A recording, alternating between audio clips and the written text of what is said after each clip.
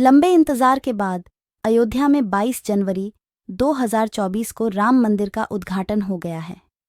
मंदिर में रामलला की प्राण प्रतिष्ठा भी हो चुकी है। आपने देखा कि आदरणीय प्रधानमंत्री नरेंद्र मोदी जी ने 11 दिन का कठोर व्रत रखने के बाद मंदिर का विधिवत उद्घाटन किया। मूर्तिकार अरुण योगीराज द्वारा बनाई गई राम मूर्ति की भी खूब प्रशंसा हो रही है। मूर्तिकार अरुण योगीराज ने बनाया रामलला की मूर्ति और मंदिर के वास्तुकार अलग है। मूर्तिकार और वास्तुकार में अंतर होता है। मूर्तिकार अरुण योगीराज जी श्री राम भगवान जी के भक्त माने जाते हैं। इन्होंने जब मूर्ति बनाई तो इनके अपने तर्क थे, इनके अपने कारण थे। अरुण योगीराज द्वारा बनाई गई राम मूर्ति काले रंग की है। ऐसे में लोगों के मन में राम मूर्ति के काले रंग को लेकर सवाल उठ रहे हैं कि मूर्ति को काले रंग में क्यों बनाया गया। तो आइए जानते हैं कि भगवान राम की मूर्ति के लिए काले या श्यामल रंग को क्यों चुना गया।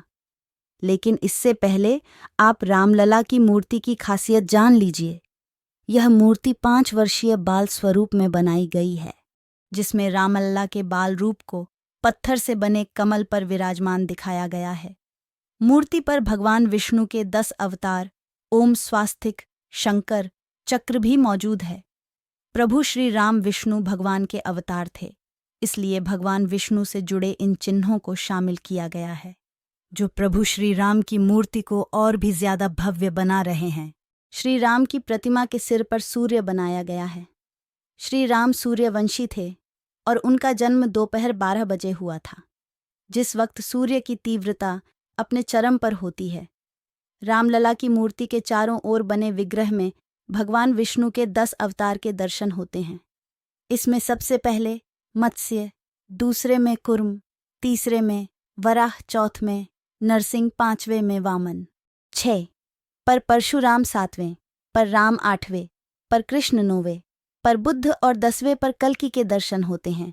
इसके साथ ही एक तरफ हनुमान जी, दूसरी ओर गरुड़ भी विराजमान है।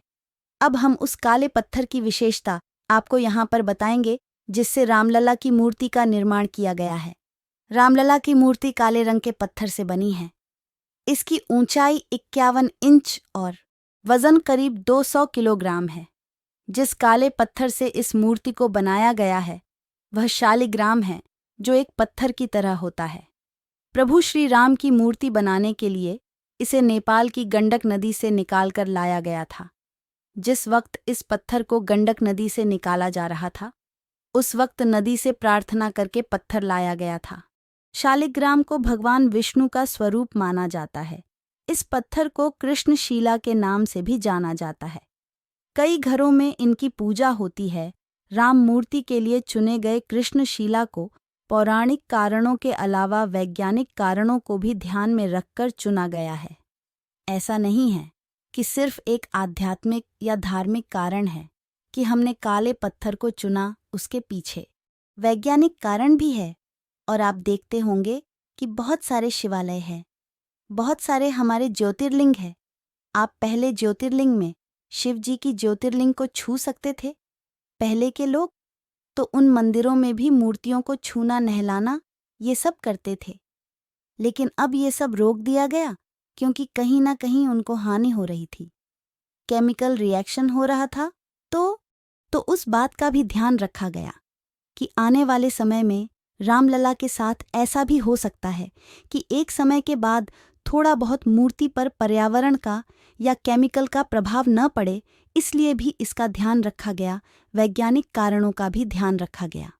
उसके अलावा आपको बताएं कि कृष्णशिला से बनी राम मूर्ति का जब भी दूर से अभिषेक किया जाएगा तो दूध में पत्थर की वजह से कोई बदलाव नहीं होगा।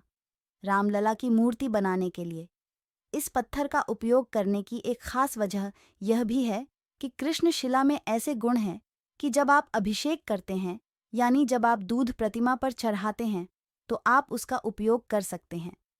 यह आपके स्वास्थ्य पर कोई भी प्रतिकूल प्रभाव नहीं डालता। इस पत्थर से दूध के गुण में कोई बदलाव नहीं होता। इस कारण से इस पत्थर का चयन किया गया है, क्योंकि यह किसी भी एसिड या आग, पानी से कोई भी रिएक्शन नहीं करता। यह आगे आने वाले 1000 सालों से भी अधिक वक्त तक कायम रहने वाला है। वैज्ञानिकों ने एक वहां पर जहां जिस गर्भगृह में रामलला है, सूर्य के साथ लेंस और कांच का प्रयोग करके एक ऐसे डिवाइस का प्रयोग किया है कि जब रामनवमी के दिन पर्टिकुलर 6 मिनट के लिए भगवान राम के मस्तक पर 6 मिनट तक डायरेक्ट सूर्य की रोशनी आएगी। अगर उस दिन धुंधला बादल भी रहेगा तो भी वहां रोशनी पहुंचेगी। उसका वैज्ञानिकों ने पूरा इंतजाम किया है। तो बहुत वैज्ञानिक आधार भी है राम मंदिर के बनाने का, यानी कि मूर्ति में कोई बदलाव नहीं होगा और किसी मरम्मत की भी आवश्यकता नहीं पड़ेगी। यह एक कारण है कि मूर्ति को क्यों काला ही बनाया गया, काले रंग या श्याम रंग को ही क्यों इसमें रखा गया। ये तो वैज्ञानिक कारण की बात रही। अगर हम अपने वेदों की पौराणिक बात करें, अगर हम पौराणिक समय की बात करें, तो वाल्मीकि रामायण में भी भगवान राम को श्याम रंग में वर्णित किया गया है। आप हिंदू महाकाव्य को उठाकर देख ले, पवित्र ग्रंथ को उठाकर देख ले, उसमें को तो श्याम रंग में ही, और आप जानते हैं भगवान राम को भी श्याम रंग में बताया है।